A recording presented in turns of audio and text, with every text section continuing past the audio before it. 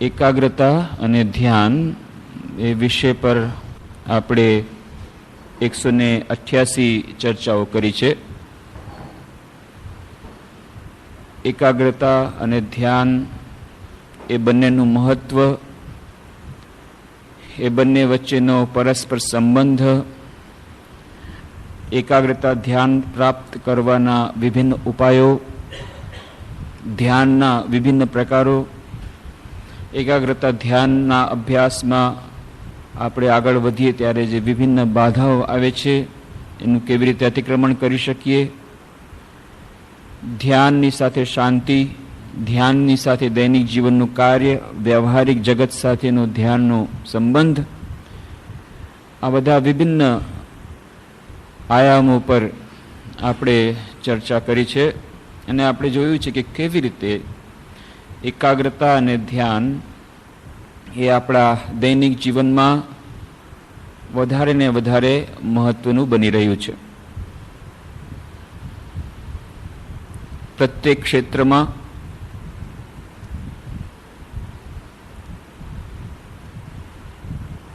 Competition વધી રહી છે, હરીફાઈ વધી રહી છે, ગ્લોબલાઇઝેશન આવી ગયું અને એને કારણે બધે ક્ષેત્રોમાં હરીફાઈ વધી ગઈ. ટાઈમ્સ ઓફ ઇન્ડિયાના જે લેટેસ્ટ રિપોર્ટ પ્રમાણે વર્લ્ડ ઇકોનોમિક ફોરમે એન્યુઅલ રિપોર્ટ આપ્યો આ વર્ષનો. એમાં કહે છે કે ભારત વર્ષ, India, third greatest economic giant of the world થઈ જશે ટૂંક સમયમાં. અમેરિકા અને ચીન એના પછી ત્રીજો નંબર છે ભારતનો. એટલા માટે જ્યારે આર્થિક ક્ષેત્રે હરણફાળ ભરી રહ્યું છે, ગ્લોબલાઇઝેશન આવી રહ્યું છે, એને કારણે જે રોગો અમેરિકા અને જાપાનમાં હતા એ પણ આવી રહ્યા છે. ટેન્શન વધી રહ્યું છે, હરીફાઈ વધી રહી છે. એક્ઝિક્યુટિવ્સ, જેમ મિનિસ્ટ્રી ઓફ હેલ્થ જાપાને કહ્યું કે 44% એક્ઝિક્યુટિવ્સ એમ્પ્લોઈઝ, જે લોકો 44 વર્ષથી ઉપરના છે એવા 42% લોકોને માનસિક રોગો છે. તો અમેરિકામાં એ લોકોએ કહ્યું કે એક પણ પરિવાર એવું નથી. મિનિસ્ટ્રી ઓફ ત્યાંની જે સાયકોલોજી ડિપાર્ટમેન્ટ છે ત્યાંના એ લોકોએ સાયકોલોજીકલ રિસર્ચ કરીને કહ્યું કે એક પણ પરિવાર એવો નથી કે જેમાં એકાદ વ્યક્તિ ઓછામાં ઓછી ન્યુરોસિસથી ન પીડાતી હોય. અને ભારત વર્ષમાં જે સર્વે કરવામાં આવે એમાં કહ્યું કે અત્યારે હવે 20% એક્ઝિક્યુટિવ્સ આ સ્ટ્રેસ, ટેન્શન, ડિપ્રેશન એ બધાથી બધાનો ભોગ બની રહ્યા છે. અને એટલા માટે એ મોટી મોટી કંપનીઓ હવે આ ધ્યાનના અને યોગના ક્લાસો ચલાવી રહ્યા છે, એના પરના ટ્રેનિંગ પ્રોગ્રામ કરી રહ્યા છે.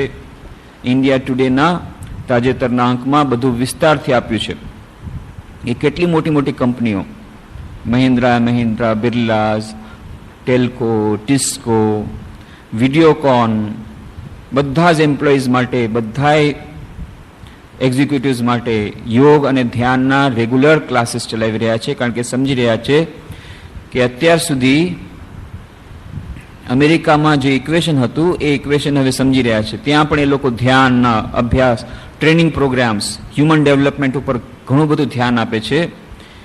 કેમ? કારણ કે એ લોકો સમજી રહ્યા છે કે $1 ખર્ચ એના ટ્રેનિંગ પર કરશે તો એનાથી એ લોકોને $30 મળશે. એ ઇક્વેશન હવે ભારતમાં સમજી રહ્યા છે. અને મોટી મોટી કંપનીઓ, એના CEOs, chief executive officers, managing directors, આ બધાય દૈનિક જીવનમાં ધ્યાનને મહત્વ આપી રહ્યા છે. પોતે ધ્યાનનો અભ્યાસ કરી રહ્યા છે, બધા એમ્પ્લોઈઝને ધ્યાન કરાવી રહ્યા છે. અચાનક એક નવું ન્યૂ એજ જેને કહેવાય છે, ન્યૂ એજ, એ નવો યુગ જાણે શરૂ થઈ ગયો છે. બધી જગ્યાએ ધ્યાન અને યોગ પર ખૂબ મહત્વ અપાઈ રહ્યું છે.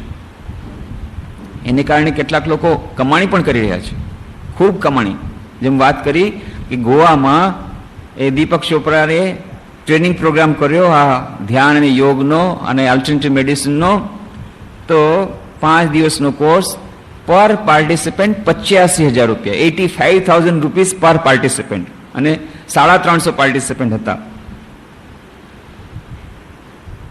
કોઈ એક જણ વેદાંત ઉપર લેક્ચર કરવા જાય છે કોઈ એક કંપનીમાં, તો 1000 રૂપીસ પર પાર્ટિસિપન્ટ, 4 કલાકનો પ્રોગ્રામ હોય, 1000 રૂપિયા પર પાર્ટિસિપન્ટ. 10 જણા હોય તો 10,000 રૂપિયા, ઓછામાં ઓછા 100 તો હોય તો બસ 1 લાખ રૂપિયા તો 4 કલાકમાં થઈ ગયા. તો કમાણીનું પણ બહુ સાધન થઈ ગયું છે. એકાગ્રતા, ધ્યાન, બીજું કાંઈ નહીં તો એ કમાણી કરવા માટે ધ્યાન શીખી લ્યો. ખૂબ, બહુ સરસ, ખૂબ ચાલશે. કેટલા પુસ્તકો પ્રકાશિત થઈ રહ્યા છે એ ધ્યાન ઉપર, એકાગ્રતા પર, યોગ પર, અને ખૂબ ચાલી રહ્યા છે. જેમ વાત કરી એ નાનકડું પુસ્તક 7 Laws of Spiritual Success, દીપક ચોપડાએ લખ્યું, કાંઈ નથી, તે લોઝ મેં કતાવી દીધા. 1.5 રૂપિયામાં કર્મ તેનું રહસ્ય અને 2 રૂપિયામાં શક્તિદાય વિચાર, બંને પુસ્તક લઈ લો, બધા લોઝ આવી જશે 3.5 રૂપિયામાં, અહીં બુક સ્ટોલમાં મળશે. પણ એ પુસ્તક 125 રૂપિયા ઇન્ડિયન એડિશન, અને અમેરિકન એડિશન હજી વધારે કોસ્ટલી. આટલું નાનકડું પુસ્તક ખૂબ વેચાઈ રહ્યું છે, કરોડો લાખો કોપી વેચાઈ રહી છે. 1.5 કરોડ કોપીઓ વેચાઈ ગયા વિભિન્ન પુસ્તકોની છેલ્લા 5 વર્ષમાં. Best seller. કહેવાનો અર્થ શું છે કે લોકો અત્યારે માનસિક રીતે એટલા અશાંત છે કે ગમે ત્યાંથી થોડુંક જે મળે કંટાળી ગયા છે. એલોપેથીથી કંટાળી ગયા, ઓલ્ટરનેટિવ મેડિસિન પર જઈ રહ્યા છે. યોગ અને ધ્યાન જ્યાંથી જે મળે, ભલે અધકચરું તો અધકચરું, જે જ્ઞાન મળે લેવા માટે તૈયાર છે. આ યુગ નવો આવી રહ્યો છે. એકાગ્રતા, ધ્યાનનું મહત્વ વધી રહ્યું છે બધા ક્ષેત્રમાં. સ્ટ્રેસ મેનેજમેન્ટ માટે વિડીયો ડોઝ, કેટલા બધા જૂના મેથડ્સ કહ્યું કે હવે એ નહીં ચાલે. મનની એકાગ્રતા ખૂબ મહત્વની બની રહી, કારણ કે કોઈની પાસે સમય નથી, બધાને સમયની ખેંચ છે. 2 કંપની 3 કંપની ખોલી છે, 3 બ્રાન્ચ ખોલી છે, 4 બ્રાન્ચ ખોલી છે. એક્ઝિક્યુટિવ્સને ટાઈમ નથી, સવારથી રાત સુધી કામ કરે છે, ટાઈમ નથી. ઓછામાં ઓછા સમયમાં વધારેમાં વધારે કામ કરવું હોય તો કેવી રીતે કરી શકાય? તો એના માટેનો એકમાત્ર ઉપાય છે મનની એકાગ્રતા. જો એકાગ્રતા આવશે તો 8 કલાકનું કામ 4 કલાકમાં થશે. જ્યાં એ લોકોને કહેવામાં મનની એકાગ્રતા, હા અમારે શીખવી છે એકાગ્રતા, અમારે તો અત્યારે ટાઈમનો સવાલ છે. વિદ્યાર્થીઓને પણ અત્યારે એકાગ્રતા ધ્યાનનું વિશ્વના ઘણા બધા દેશોમાં એકાગ્રતા ધ્યાનના ક્લાસીસ શરૂ થઈ ગયા, કોર્સમાં આવી ગયું. ભારતમાં જ વાર લાગશે. જ્યારે ત્યાંના અમેરિકાના લોકો એકાગ્રતા ધ્યાનનું ટ્રેનિંગ દેવા માટે આવશે. બધાએ દેશો કરી લેશે એકાગ્રતા ધ્યાનનો અભ્યાસ કમ્પલસરી. છેલ્લે ભારત વર્ષમાં એ અમેરિકાના જ લોકો શીખડાવવા માટે આવશે, ત્યારે આપણે પણ લેશું. અત્યારે નહીં, હજી વાર છે. તો પણ એક સારી વાત છે, હમણાં સમાચાર પત્રમાં વાંચ્યું કે મહારાષ્ટ્ર ગવર્મેન્ટે વેલ્યુ એજ્યુકેશન કમ્પલસરી કરી દીધું 9th અને 10th સ્ટેન્ડર્ડમાં. થોડીક બુદ્ધિ આવી તો મહારાષ્ટ્ર ગવર્મેન્ટની બુદ્ધિ આવી છે. કોણ જાણે ગુજરાતમાં ક્યારે આવશે, બાકી બધાને ક્યારે આવશે. અને એકાગ્રતા ધ્યાનનો અભ્યાસ કમ્પલસરી ક્યારે થશે ખબર નથી. પણ એકાગ્રતા ધ્યાનનું મહત્વ એટલું બધું છે, બધી જગ્યાએ સમજી રહ્યા છે. એટલા માટે આપણે આ દર શનિવારે એકાગ્રતા ધ્યાનની ચર્ચા કરીએ છીએ. અત્યંત મહત્વનો વિષય છે અને ગહન વિષય છે, એટલા માટે આ લાંબી ચર્ચા ચાલી રહી છે. પણ દેશ વિદેશમાં હવે એનું મહત્વ સમજી રહ્યા છે. કારણ કે ઓછામાં ઓછા સમયમાં જો વધારેમાં વધારે સમય તમારે કામ કરવું હોય, સમયની ખેંચ હોય, તો એકમાત્ર ઉપાય છે મનની એકાગ્રતા વધારીને તમે ઇફિશિયન્સી વધારો, કર્મની કુશળતા વધારો. યોગ કર્મસુ કૌશલમ, એ યોગને તમે એપ્લાય કરો અને ઓછા સમયમાં વધુ કામ કરી શકો, તો જ ઉપાય છે. તો એક્ઝિક્યુટિવ્સ માટે પણ છે, અને એક્ઝિક્યુટિવ્સની વાઇફ, એને પણ સમય નથી, એને પણ જલ્દી જલ્દી કામ ઓટોપી લેવું છે. કેમ ભાઈ? તમારે શું છે, આ તો બિચારો સવારથી રાત સુધી જાય અને 3 બ્રાન્ચેસ સંભાળવી. તમારે શું છે કે તમને ખબર નથી કેટલી ક્લબ્સ ખુલી ગઈ છે. આ ક્લબના મેમ્બર, તે ક્લબના મેમ્બર, અને પછી તો પાછું બ્યુટી પાર્લરમાં જવું જ પડે, કારણ કે આટલી ક્લબમાં જવું હોય તો એના માટેનો અલગ સમય કાઢવો પડે. પાછું ચેનલ્સ કેટલી ખુલી ગઈ છે, એના પ્રોગ્રામ જોવા પડે, latest up to date information રાખવી પડે, બધા પ્રોગ્રામ જોવા પડે. એને સમય નથી, તો એને ઓછામાં ઓછા સમય બધું કામ આટોપી લેવું છે. એના માટે ઓછામાં ઓછો સમય, એના પાસે સમય નથી. એપોઇન્ટમેન્ટ બધા ફિક્સ થઈ ગયા છે. 3 મેરેજમાં એક સાથે જવાનું હોય, કેવી રીતે જવું પડે? તો એના માટે કેવી રીતે દોડાદોડ કરવી, આ બધું એ લોકોને પણ ટ્રેનિંગ જોઈએ છે. વિદ્યાર્થીને તો વાત જવા દો. એક કાર્ટૂન આવ્યું તો કેજીમાં દાખલ કર્યો વિદ્યાર્થીને, તો સાથે એના પપ્પા એવા. કેમ? એક મોટર ગાડી, એક નાનકડી ગાડી બનાવી, એક ગાડીમાં એને બધા પુસ્તકો અત્યારથી જેને ભણવાના હોય એ ભણતરનો ભાર, એ આર્ટિકલ પણ લખ્યો હતો એ સંપાદક લેખ શિક્ષણ અંકમાં 94ના દીપોત્સવ અંકમાં, ભણતરનો ભાર. આ ભણતરનો ભાર વધી ગયો છે. નાના નાના વિદ્યાર્થી અત્યારથી આટલા મોટા મોટા પુસ્તકો, કેટલી બધી ટેક્સ્ટ બુક બધી વાંચવાની. તો વિદ્યાર્થીઓ, આજકાલના વિદ્યાર્થીઓ જો, એ લોકોને પણ લાઈફ બહુ ફાસ્ટ થઈ ગઈ છે. 11મા ધોરણમાં ભણતા હોય, પાછા એ લોકોને 11મું તો એડમિશન લઈએ જ, ફરી પાછા કોમ્પ્યુટરના ક્લાસ ચલે, એપટેકમાં, આમાં. કેમ? કોમ્પિટિશન છે ને, મારે આના કરતાં આગળ વધવું છે, આને 2 કોર્સ કર્યા, મારે 3 કરવાના. પછી બીકોમ એડમિશન લીધું હોય તો બીકોમમાં એડમિશન લઈએ, પાછું કંપની સેક્રેટરીનું એડમિશન લઈએ, પછી પાછું કોમ્પ્યુટર પર સાથે આગળ વધવું છે ને આગળ વધવું છે. ટાઈમ નથી, સવારથી રાત સુધી કામ કામ કામ. અને 12th સાયન્સના વિદ્યાર્થીઓ જવા દે, પછી બિચારાની વાત. સ્કૂલમાં જવાનું, પ્રેક્ટિકલ કરવાનું, ફરી પાછું એને કોચિંગ ક્લાસ, ફરી પાછું એને પાછા પ્રાઇવેટ ટ્યુશન. અમારા સમયમાં તો ટ્યુશનમાં કોણ જાય તો ત્યારે એમ કહેવાતું કે અરે આ ટ્યુશનમાં જાય છે એટલે સાવ ઠોઠીઓ હોય, સાવ ઠોઠ નિશાળીઓ, હર એના ઉપર દયા આવે, બિચારાને ટ્યુશન કરવું પડે છે. અને હવે ઊંધું થઈ ગયું કે ભાઈ એ તો કોચિંગ ક્લાસમાં જાય છે અને ઉપરથી ટ્યુશન કરે છે, કે એમ તો વધારે સારું કહેવાય છે. આ કે હું તો એ તો 2 ટ્યુશન જાય, હું તો 3 ટ્યુશન કરું, ઉપરથી કોચિંગ ક્લાસ. ઓહો, તમે હજી મહાન છો. હજી તો મહાનતાનો શિખર છે, મહાનતાનો આંક. કોણ કેટલા ટ્યુશન કરાવે છે, કેટલાક ટ્યુશન કરે છે, ઊંધું થઈ ગયું. પેલા એમ હતું કે જેને ટ્યુશન લાગે એનો અર્થ છે સાવ ઠોઠીઓ છે. શું થઈ ગયું કે જો વધારે ટ્યુશન કરે છે તો વધારે આગળ વધી ગયો, વધારે મહાન વિદ્યાર્થી કહેવાય. જે હોય તે લાઈફ એટલી ફાસ્ટ થઈ ગઈ છે, સવારથી રાત સુધી જરાય ટાઈમ નથી. તમે કહો આટલી ચોપડી વાંચી 15 મિનિટ, ટાઈમ ક્યાં છે? રવિવારના તો વધારે ટ્યુશન હોય અમારે, એ દિવસે તો પરીક્ષા લેવાની હોય, તમને ખબર નથી, અને દરરોજ તો સ્કૂલમાં જવાનું હોય. અચ્છા ના બાપા, રહેવા દે. તમારી લાઈફ પ્રાઇમ મિનિસ્ટર કરતાં વધારે ફાસ્ટ છે, અમે સમજી ગયા. તમારાથી નહીં થાય. જીવનની કળા શીખવાનો ટાઈમ નથી. પછી એક દિવસે અચાનક એક્સિડન્ટ થાય ગાડીનો, પછી હવે શું કરવું? હવે થઈ ગયું, પતી ગયું. ત્યારે કીધું ભાઈ આટલી સ્પીડમાં ન જાઓ. ત્યારે માયના નહીં, ચલાવો આંધળાની જેમ ગાડી, જોરદાર, ક્યાં જાય છે ખબર નહીં, ફૂલ સ્પીડમાં. પછી કે ત્યારે કીધું ભાઈ થોડીક સ્પીડ ઓછી કરી, જુઓ તમે કઈ રસ્તા પર જઈ રહ્યા છો, રસ્તો કેવો છે, ક્યાં માર્ગે જાય. એનો હમણાં સમય જ નથી અમારે એ બધું વિચારવાનો, જરાય સમય નથી. થોડુંક એકાગ્રતા, ધ્યાન, ના ના ના, થોડીક પુસ્તક નહીં, જરાય ટાઈમ નથી. પછી અચાનક જ્યારે એક્સિડન્ટ થાય ત્યારે આવે બધું પતી ગયું. હવે પતી ગયું, બસ પતી ગયું, થઈ ગયું, જે થવાનું તે થઈ ગયું. હવે અપપછતાવા હોય તો ક્યાં જબ ચીડિયા ચૂકે. કે કેટલાય લોકો આવે છે પોતપોતાની સમસ્યા લઈને, જ્યારે બધું ખતમ થઈ ગયું, હવે કાંઈ કરવા જેવું બાકી જ નથી. હવે મેં કીધું એક જ કામ થઈ શકે, આનું પોસ્ટમોર્ટમ રિપોર્ટ આપી શકું. હવે કોઈ દવા તો તમને કોસ્ટલીમાં કોસ્ટલી દવા કોણ ક્યારે લાવી શકાય? સારામાં સારી દવા તમને આપી શકું, જલ્દીથી જલ્દી આપી શકું, ઓક્સિજન તમને આપી શકું, પણ ક્યારે? માણસ મર્યો ન હોય ત્યો. હવે માણસ મળી ગયો પછી તમે આવો પેશન્ટને લઈને કે બધું પતી ગયું, હવે શું કરું? હવે પોસ્ટમોર્ટમ રિપોર્ટ તમને આપી શકું, કે જેથી બીજા તમે લોકો સમજી જાઓ કે આવું પોસ્ટમોર્ટમ તમારે ન કરાવવું પડે. એટલે તમે અત્યારથી સમજી જાઓ એટલો તમને રિપોર્ટ હવે આપી શકું. મોટા ભાગના લોકો કેટલી બધી માનસિક સમસ્યા લઈને આવે, એવી અવસ્થામાં આવે કે હવે કાંઈ કરવા જેવું બાકી ન હોય. શરૂઆતમાં કહીએ ભાઈ પ્રિવેન્ટિવ મેન્ટેનન્સ, બ્રેકડાઉન મેન્ટેનન્સને કરતા પ્રિવેન્ટિવ મેન્ટેનન્સ સારું. Prevention is better than cure. આટલી વાર સમજાવે કે જરાક થોડો સમય કાઢો, સાયકિક ન્યુટ્રિશનની આવશ્યકતા છે. તમે 1 દિવસ ઉપવાસ કરો, 2 દિવસ ઉપવાસ કરો, 3 દિવસ ઉપવાસ કરો, મહિનાના મહિના, વર્ષોના વર્ષો નકોડા ઉપવાસ કરશો, પછી તમે મરી જશો. પછી આવવાથી ફાયદો શું છે?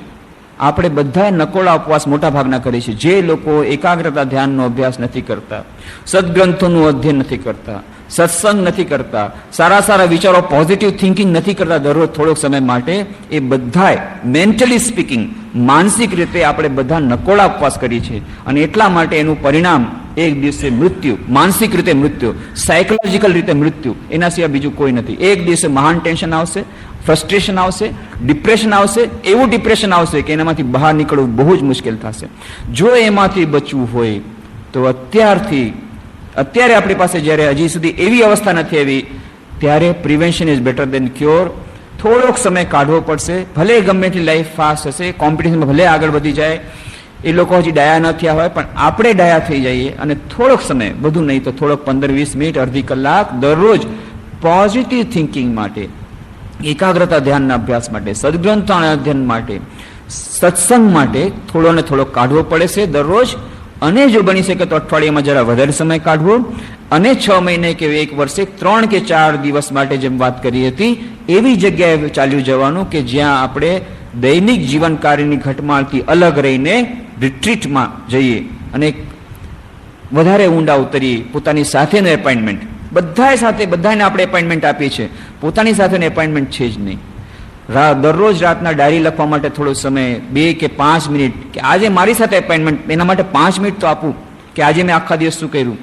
જો દરરોજ થોડો ટાઈમ એપોઇન્ટમેન્ટ આપશું અને વર્ષમાં 1 કે 2 વાર 3 કે 4 દિવસનો એપોઇન્ટમેન્ટ આપશું કે શું કઈ તરફ જઈ રહ્યો છું, મારે શું કરવાનું છે, મારા શું સમસ્યા છે, મારે શું જ કરવું જોઈએ. આ જે appointment with your self, try to appointment with your self, એના પણ પુસ્તકો પ્રકાશિત થયા છે, કેવી રીતે પોતાની સાથે એપોઇન્ટમેન્ટ કરવું. પણ appointment with yourself is very important. એ બહુ જ મહત્વનું છે. અને એવી રીતે આજે હવે ઘણા લોકો સમજી રહ્યા છે ધ્યાનનું મહત્વ, દરેક ક્ષેત્રમાં સમજી રહ્યા છે. અને એના માટે થઈને કેટલા બધા પુસ્તકો પ્રકાશિત થઈ રહ્યા છે, મેગેઝિન્સ પ્રકાશિત થઈ રહ્યા છે. ભારત વર્ષમાં એક મેગેઝિન શરૂ થઈ છે, વાત કરી લાઈફ પોઝિટિવ, દર મહિને બહાર પડે છે. એના તાજેતરના એક અંકમાં એ લોકોએ કહ્યું છે, એક બહુ મજેદાર ખબર આપી છે. આર્મીમાં અત્યારે લેટેસ્ટ વેપન કયું આવ્યું છે? ઇન્ડિયન આર્મીમાં, ભારતીય સેનામાં લેટેસ્ટ વેપન કયું છે? કઈ તોપ, કયો એટમ બોમ્બ, કઈ જાતનું વેપન છે? તો કહે છે કે લેટેસ્ટ જે વેપન આવ્યું છે, જે છેલ્લું શસ્ત્ર આવ્યું છે, એ શસ્ત્ર છે યોગ અને ધ્યાનનું. યોગ અને ધ્યાન ઇન્ડિયન આર્મીમાં એ લોકોએ શરૂ કરી દીધું. એની આખી ઇતિહાસ આપ્યો કે દીપાસ કરીને એક સંસ્થા છે, Defence Institute of Physiological and Allied Sciences, Defence Institute of Physiological and Allied Sciences, DIPAS. અને ડાયરેક્ટર એ સેવામૂર્તિ. એમણે એક્સપેરિમેન્ટ કર્યો, લગભગ 5 વર્ષ સુધી એક્સપેરિમેન્ટ ચાલી રહ્યો હતો. એમાં એક્સપેરિમેન્ટ એ લોકો એવું કર્યું કે એમને વિચાર આવ્યો, ખાસ કરીને નોર્ધન આર્મી જે છે, નોર્ધન ફ્રન્ટની જે આર્મી, જે ઉત્તર તરફની જે આર્મી છે, જે સેના છે, ત્યાં એ લોકોને નેફામાં જવું પડે, બીજા બધા ઇલાકામાં જવું પડે, હિમાલયમાં જવું પડે કે જ્યાં ટેમ્પરેચર માઇનસમાં હોય.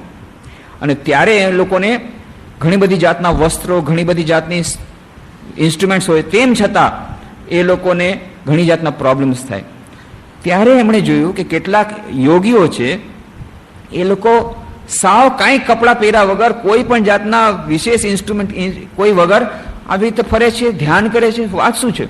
તો કેમ આપણી આર્મીમાં આપણે સેનાના જવાનોને આટલી બધી ટ્રેનિંગ આપીએ છીએ, સહન કરવાની ટ્રેનિંગ આપીએ છીએ, કેટલા બધા દરરોજ એક્સરસાઇઝ કરે છે, એ લોકો સહન ન કરી શકે, એ લોકોના શરીર તૂટી જાય, અને આ લોકોને એવું કઈ ટ્રેનિંગ આપી છે તો કે આ લોકો ટકી શકે છે? આ એના મનમાં વિચાર આવ્યો.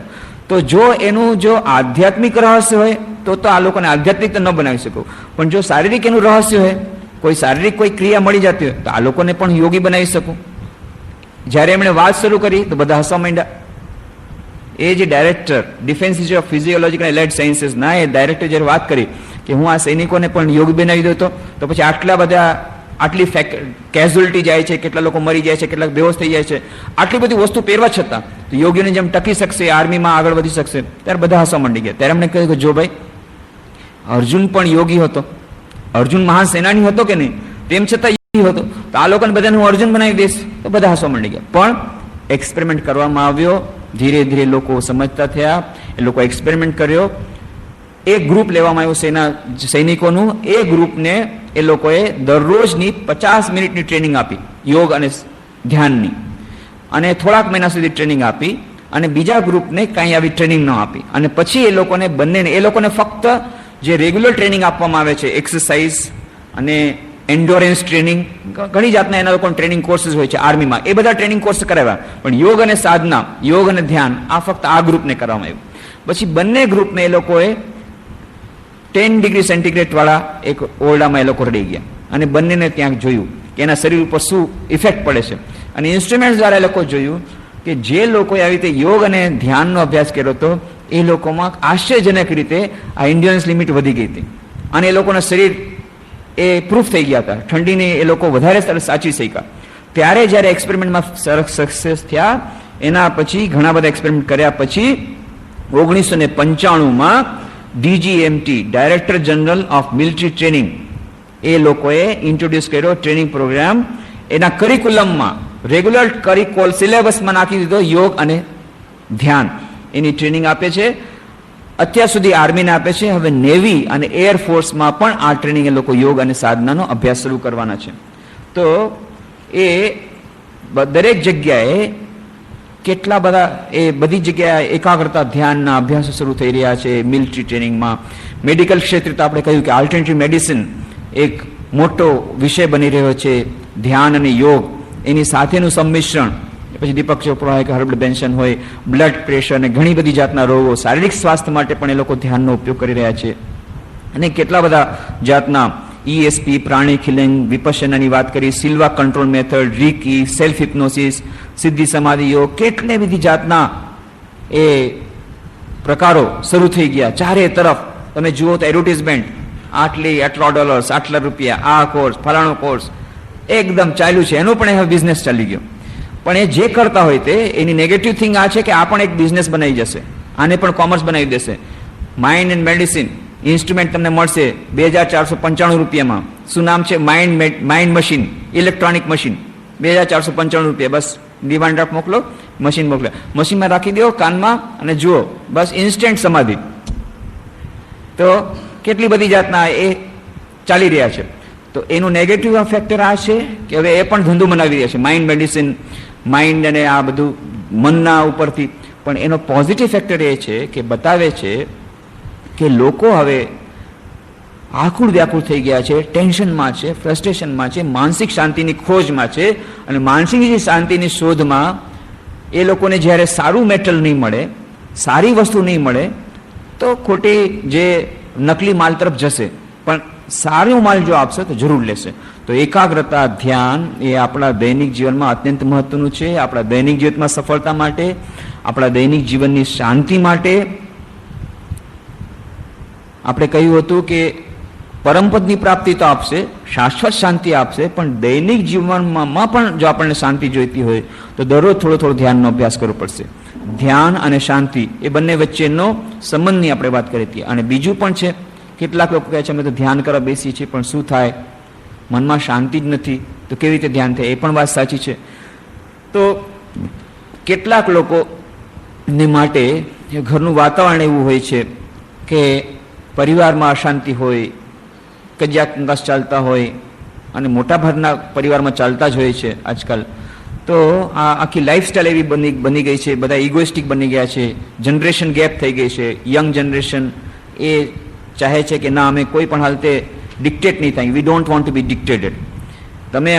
તમે કોઈ કામ અમારી પાસે કઢાવી નહીં શકો. અમે ચાહશું તો અમે કરશું, બાકી તમે કહેશો તો નહીં કરીએ. તમે કહેશો કે આ તરફ જા તો નહીં જાઉં, હું પછી પોતાની મેળે જઈશ, પણ તમે કહેશો તો નહીં જ જાઉં, તો ઊંધો જ જઈશ. આ યંગ જનરેશનમાં એક જાતનું આવે છે કે આઈ ડોન્ટ વોન્ટ ટુ બી ડિક્ટેટેડ, કે હું કોઈ પણ વાત ડિક્ટેટ તો નહીં જ થાઉં. અને ઓલ્ડર જનરેશન છે કે અમે અમારા બાપનું કંઈ માનતા, તમે કેમ ન માનો. એ ગયો જમાનો ગયો. આ જનરેશન ગેપ, કેટલી બધી જાતની સમસ્યાઓ, ઇગોઇઝમ આવી ગઈ. એને કારણે આખી લાઈફ કોમ્પ્લિકેટેડ થઈ. તો મોટા ભાગના પરિવારોમાં આ કજિયા કંકાસ એ ચાલતો હોય. ત્યારે આવા સમયમાં પરિવારોમાં જ્યારે અશાંતિ હોય ત્યારે આ એકાગ્ર ધ્યાનનો અભ્યાસ કરવો બહુ કઠિન થઈ પડે છે. તો ધ્યાનના અભ્યાસ દ્વારા મનની શાંતિ મળશે, પણ ધ્યાનનો અભ્યાસ કરશું કેવી રીતે? શાંતિ જ નથી. તો એ પણ વાત સાચી. તો શાંતિ માટે ધ્યાનનો અભ્યાસ જરૂરી છે, અને ધ્યાન માટે મનની શાંતિ જરૂર છે.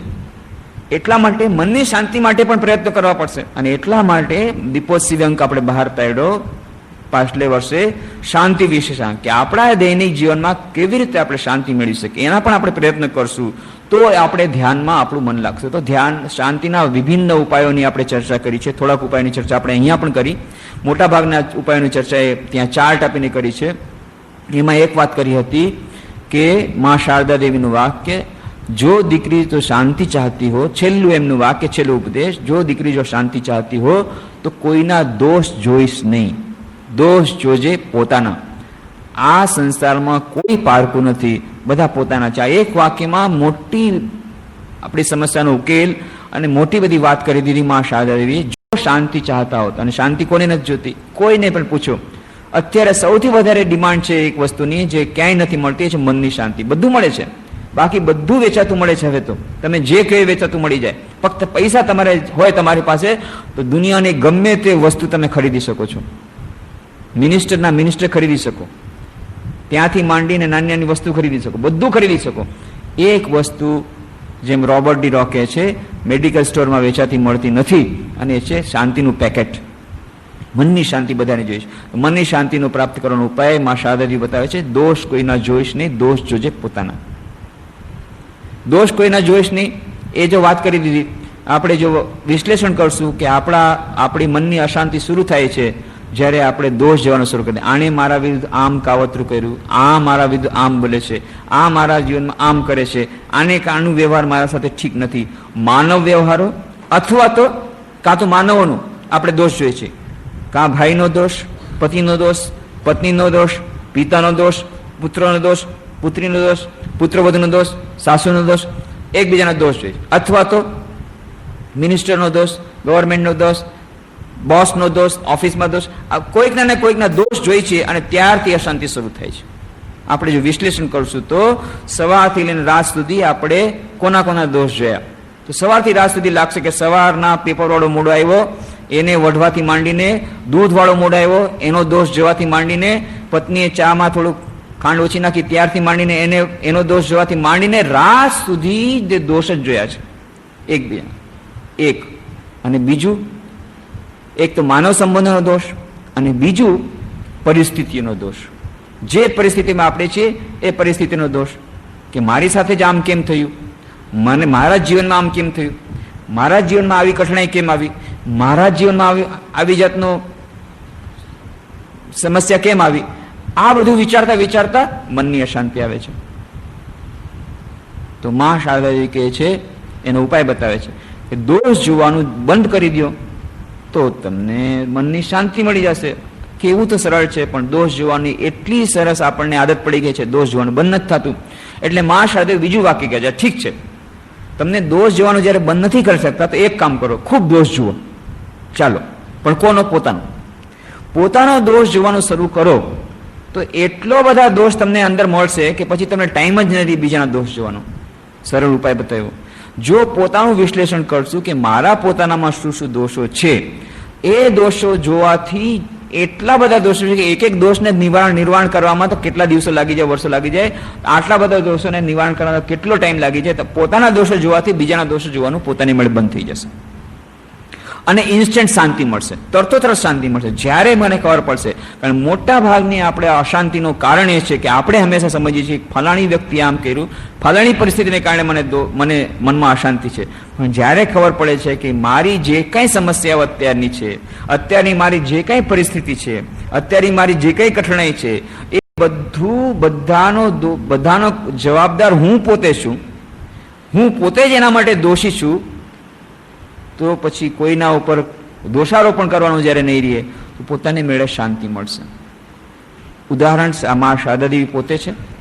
મા શારદા દેવીને જગન્માતા જગદંબા પોતે સાક્ષાત જગદંબા, અને તેમ છતાં એ શું રોલ પ્લે કરે છે. એક સાધારણ સ્ત્રીનો બધું કામ કરે છે. કેટલા બહેનો કહે છે કેટલું બધું મારે કામ કરવું પડે. જુઓ શારદા દેવીનું જીવન વાંચો, એક પણ કામ એવું છે કે જે તમે કરતા હો ને એ ન કરતા હોય. વાસણ માંજવાનું કર્યું, કપડાં ધોવાનું કર્યું, જે મહેમાનો આવે છે મહેમાનની આગતા સ્વાગતા કરવાની, મહેમાનોના નાના બાળકો ગંદા કરી દે કપડાં, એ પણ સવારના પોરમાં ધોવા જાય છે તળાવમાં. અને ત્યારે તમારો જેમ ગેસનો ચૂલો છે એવું નહીં, લાકડા દ્વારા સળગાવવું પડે, એ ચૂલો પેટાવવો પડે ને એના દ્વારા. અને એ ગામડા જયરામ બાટીમાં ક્યાંય દૂધ ન મળે, ત્યાં દૂધની રિવાજ જ નથી.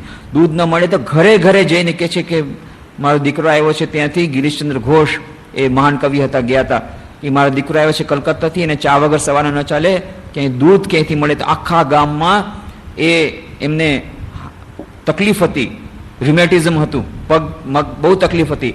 એ ખોળા તે પગલે લંગડા પગે ચાલતા બધી જગ્યાએ કે થોડુંક મને દૂધ મળે, અડધો કપ, તો મારા દીકરાને ચા બનાવી દઉં. ત્યારથી માંડીને ચા બનાવી દેવી, સગડી પેટાવી, ચૂલો પેટાવવો, કપડાં ધોવા, મહેમાન ગતિ કરવી, મહેમાનોના જે બાળકો આવે એના ગંદા કપડાં, એની ચાદર બધી ધોઈ દેવી, સવારના માંડીને રસોઈ બનાવવી, વાસણ માંજવા.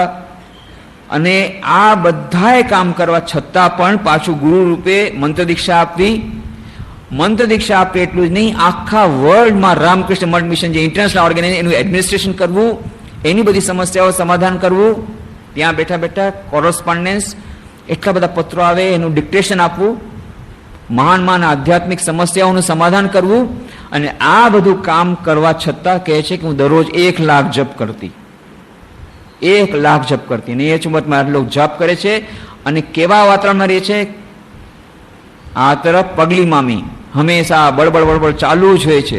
કેટલી કેટલી ગાળો આપે છે માને. મા શારદા દેવીને ગાળો આપે છે કે તે જ મારી દીકરીને બગાડી છે. એમની દીકરી હતી નાનકડી રાધુ. એ રાધુને સાચવવાળું કોઈ નહોતું.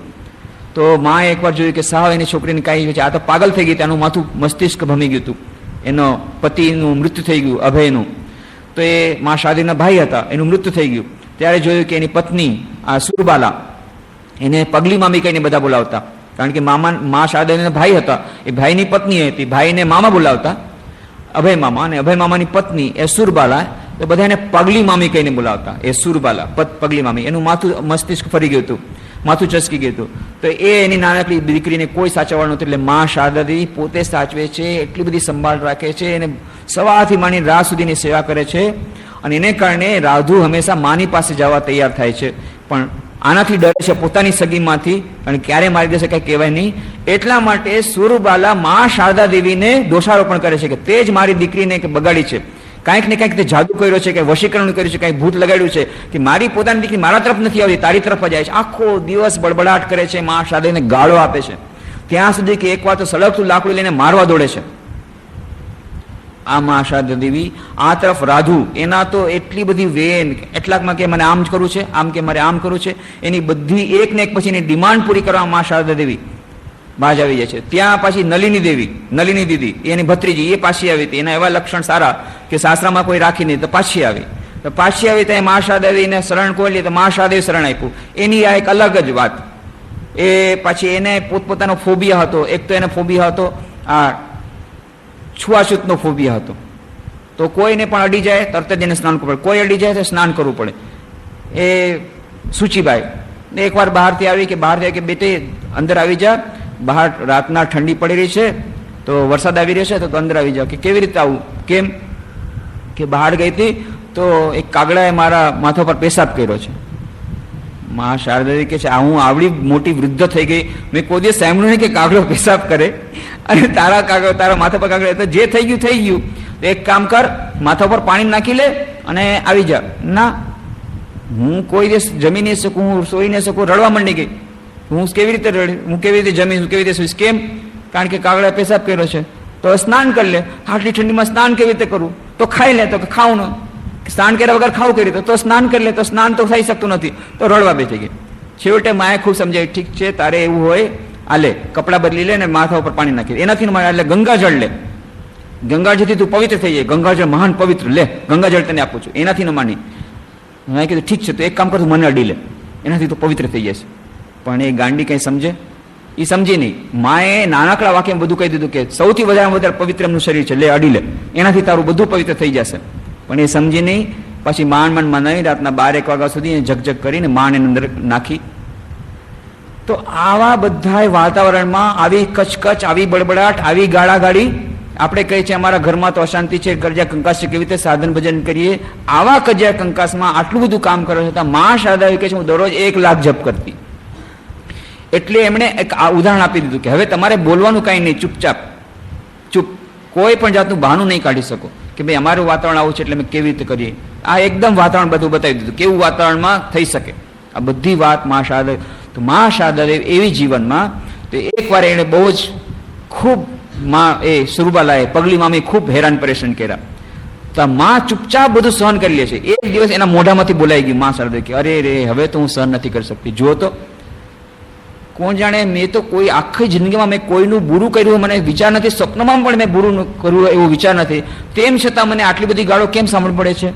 કદાચ પૂર્વજન્મમાં મેં શિવજીની પૂજા કાંટાવાળા બિલ્વપત્ર દ્વારા કરી હશે, એનું ફળ મને કદાચ મળી રહ્યું છે. આ જન્મમાં તો મેં કોઈનું બુરું કર્યું નથી. વિચાર કરો, મા શારદા કોને દોષ આપે છે? આ જે એટલું બધું સહન કરવું પડે છે, સુરબાલાને દોષ નથી આપતા કે પગલી મામી તો પાગલી છે, બિચારી શું કરે? કોઈને દોષ નથી આપતા. દોષ આપ્યો કોને? પોતાના નસીબને નથી આપ્યો, પોતાના પુરુષાર્થને, પોતાના કર્મને આપ્યો. કે હું જે કાંઈ ભોગવી રહી છું મારા પ્રારબ્ધને કારણે ભોગવી રહી છું. મારું પ્રારબ્ધ કોણે નિર્માણ કર્યું? મેં પોતે. તો કદાચ આ જન્મમાં તો મેં કોઈનું કોઈ બુરું કર્યું નથી, કોઈ ખરાબ કામ કર્યું, તેમ છતાં મને આટલું કેમ દુઃખ ભોગવવું પડે છે? તો મા શારદા પોતે કહે કદાચ પાછલા જન્મમાં શિવજીની પૂજા કાંટાવાળા બિલ્વપત્ર દ્વારા કરી હશે, એના આ કાંટા રૂપે આવી છે મારી પાસે.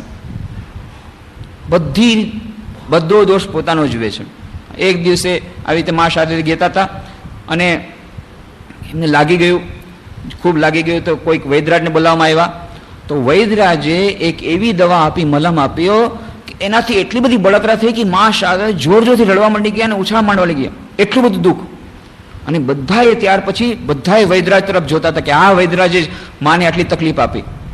માં શું કે છે, બેટા એનો કોઈ વાંક નથી, મારા પ્રારબ્ધમાં આ દુઃખ સહન કરવાનું હશે એટલા માટે દુઃખ આવ્યું, એનો કોઈ વાંક નથી. વૈદ્યરાજનો દોષ નથી જોતા, દોષ કોનો જોઈએ છે? મારો પોતાનો દોષ છે. મારા પ્રારબ્ધમાં કાંઈ ને કાંઈ દુઃખ લખાયેલું હશે એટલા માટે મને આ દુઃખ મળ્યું. એ તો માત્ર નિમિત્ત છે. કોઈ પણ દિવસે માં શારદા દેવી કોઈનો દોષ નથી જોઈ શકતા. આપણે જ્યારે આપણા જીવનનું વિશ્લેષણ કરીએ તો આપણે જોઈએ છીએ કે કેટલું બધું દુઃખ આપણને સહન કરવું પડે છે, અન્યાય સહન કરવો પડે છે, દૈનિક જીવનમાં કેટલી સમસ્યાનો સામનો કરવો પડે છે. ત્યારે આપણને લાગે છે ફલાણી વ્યક્તિ મારા ઉપર અત્યાચાર કરે છે, ફલાણી વ્યક્તિ મારા ઉપર અન્યાય કરે છે. પણ જ્યારે આપણે અંદર ઊંડા ઉતરશું ત્યારે ખબર પડશે બે હાથે તાલી પડે છે, એક હાથે તાલી નથી પડતી. થોડોક ને થોડોક વાંક હશે જ. અચ્છા ઠીક છે, તમે કાંઈ પણ કામ નથી કર્યું તેમ છતાં તમારા પ્રત્યે ઈર્ષા કેમ રાખે છે? તમારા જ પ્રત્યે ઈર્ષા કેમ રાખે છે? ફલાણી વ્યક્તિ ઠીક છે, તમે કાંઈ નથી કરવા, ઈર્ષાને કારણે તમારું લેગ પુલિંગ કરે છે, તમારું બેક બાઇટિંગ કરે છે, તમારું બહુ નુકસાન કરે છે, તમારા વિરુદ્ધ બધા અપપ્રચાર કરે છે, તમને ડિમોશન કરવાનો પ્રયત્ન કરે છે, બોસને તમારા વિરુદ્ધ બધી કામ ભમેરણી કરે છે. તમારા વિરુદ્ધ જ કેમ કરે છે, બીજાના વિરુદ્ધ કેમ નહીં? કોણે કીધું તમને ન્યૂઝપેપરમાં તમારો રિપોર્ટ આપવાના માટે? તમે ફેમસ થયા એટલે તમે અત્યારે કાનમાં આડાવો છો, તમે પબ્લિસિટીમાં જાશો તો એનું દુઃખ ભોગવવું પડશે. તો એના માટે પણ જોશે કે હા એટલું તો કારણ ખરું કે મને પબ્લિસિટીનો બહુ મોહ હતો એટલે મારું હતું પેપરમાં મારું નામ આવે. જ્યાં પેપરમાં તમારો ફોટો છપાણો એટલે એના પેટમાં બળતરા થઈ, એના પેટમાં બળતરા થઈ એટલે એને કાન ભમેણી શરૂ કરી. તો ક્યાંક ને ક્યાંક થોડોક ને થોડોક આપણો દોષ હશે જ, જેને કારણે આખું સર્કિટ શરૂ થઈ ગયું.